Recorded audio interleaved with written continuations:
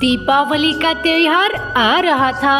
बाजार में सभी तरह के साजो सामान की स्टॉल लगे थे। सभी ओर खुशी का माहौल था।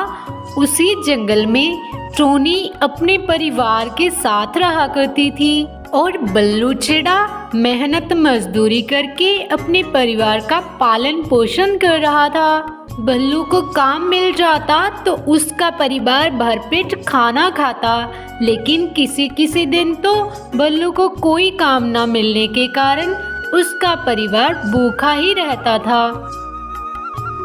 बल्लू जी, कल दीपावली है, कहीं से पैसे का इंतजाम हो जाता तो बच्चों के लिए थोड़ा मिठाई और पकवान बना लेते, वरना इस बार तो दीपावली के दिन भी हमारे बच्चे उदास रहेंगे। टूनी, तुम्हें तो पता ही है, मेरा बस चले तो बच्चों को वो हर चीज दिला दूं जो वो लेना चाहते हैं, मगर मैं क्या करूं? पिछले 2 दिनों से मुझे कोई भी काम नहीं मिल रहा।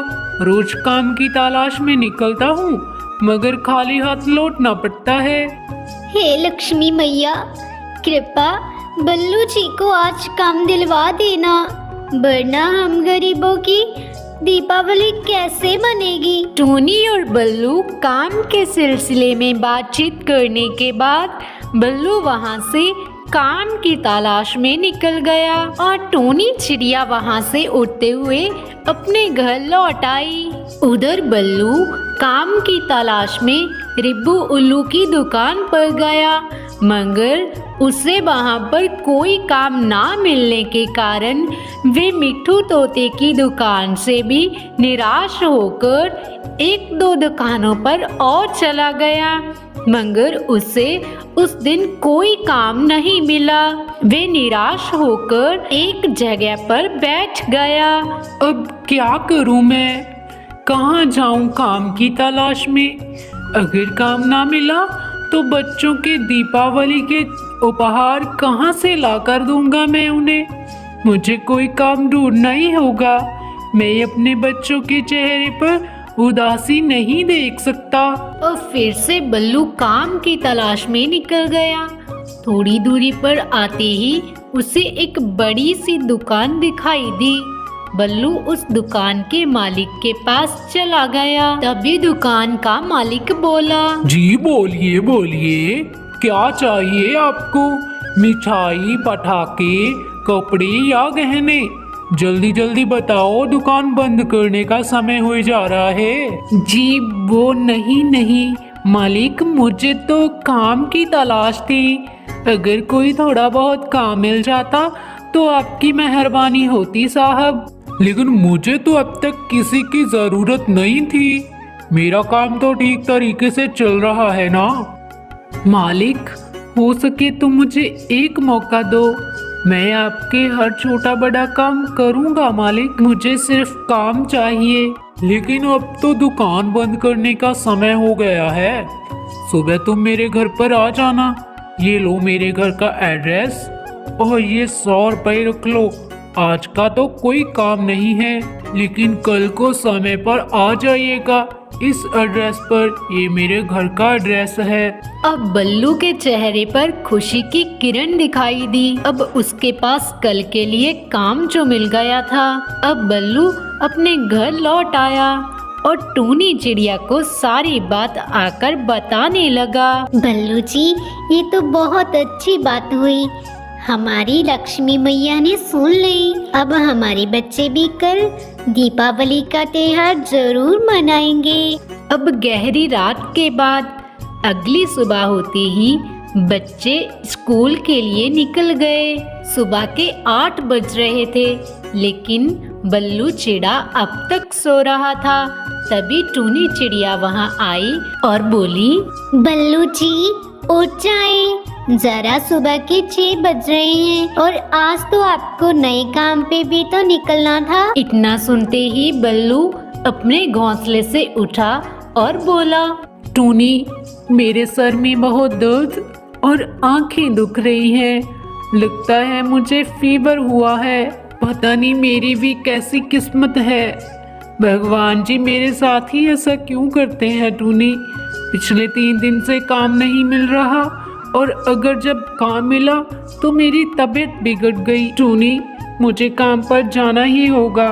मुझे बहुत मुश्किल से काम जो मिला है। बिल्लू जी, आप भला कैसे काम करोगे? आपको तो तेज बुखार है और ऐसी हालत में आपका काम करना ठीक नहीं होगा। अगर आप ज्यादा बीमार पड़ गए तो। और दूसरी बात, भगवान जी कभी बुरा नहीं करते, वो अच्छा ही करते हैं। आप टेंशन मत लो, आप घर पर आराम करना। आपकी जगह पर मालिक के घर मैं चली जाऊंगी। अब इतना बोलते ही टूनी चिड़िया ने बल्लू से कालू कौवे का एड्रेस लिया और कालू कौवे की घर की तरफ निकल गई। उधर कालू कौवा अपने घर में बैठा हुआ था। तभी वहाँ पर टूनी चिड़िया आई और अपनी सारी बात आकर कालू कौवे को बताने लगी। उधर गौरी सब सुन रही थी। ओह कालू जी, जान न पहचान, तू मेरा मेहमान, ये क्या बात हुई? आप हर दिन किसी न किसी अनजान व्यक्ति को घर पर बुलाए ही रखते हो। इतना बोलते ही गौरी कौवी कालू कौवे और टूनी चिड़िया के पास चली गई और कालू कौवे से बोली, कालू जी, आप ऐसे क्यों भिखारियों को हमारे घर पर बुला लेते हो? ये भला कोई बात हुई? और हाँ, तुम तो इसके पति की बात कर रहे थे ना, तो कहाँ है इसके पति? वो काम पर क्यों नहीं आए?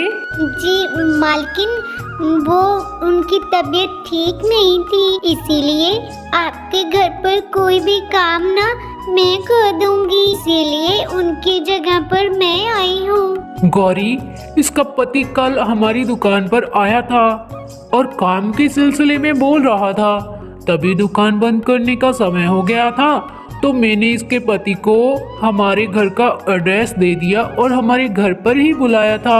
मैंने सोचा दीपावली के कारण हमारे घर में जो पार्टी है ना, तो उसका छोटा मोटा काम हम इनसे करवा लेंगे। अच्छा ठीक है, अब जल्दी जल्दी बाहर वाले बगीचे और स्टोर रूम का कचरा है ना जो, वो साफ कर दो। हाँ, काम एकदम चटाक और फटाक होना चाहिए, समझ गई ना तुम?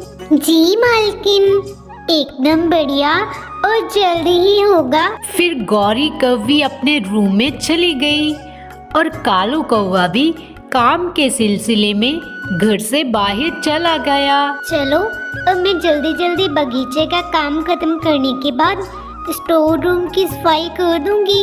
उसके बाद बल्लू जी को भी डॉक्टर को दिखाना है ना। ऐसा सोचकर टूनी चिड़िया अपने काम में जुट गई और ये सब गौरी का बेटा जग्गू देख रहा था। जग्गू बहुत शरारती व शैतान बच्चा था। अरे, ये आंटी तो कितना फास्ट काम करती है, लेकिन मेरे से फास्ट कोई नहीं। अब देखो मेरा कमाल। अब ऐसा बोलकर जग्गू घर के अंदर स्टोर रूम में चला गया और वहां जाते ही 2 पटाखे रख दिए। अब देखना, अब भाई का मजा। अब मैं इन पटाखों को जलाऊंगा और आंटी को यहाँ पर भेज दूंगा।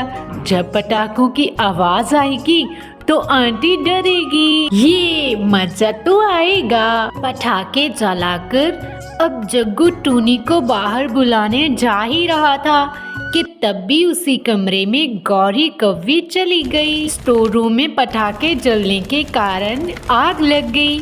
ये सब देखकर वहीं पर गौरी कौवी बेहोश हो गई और जग्गू भागते हुए टूनी के पास आया।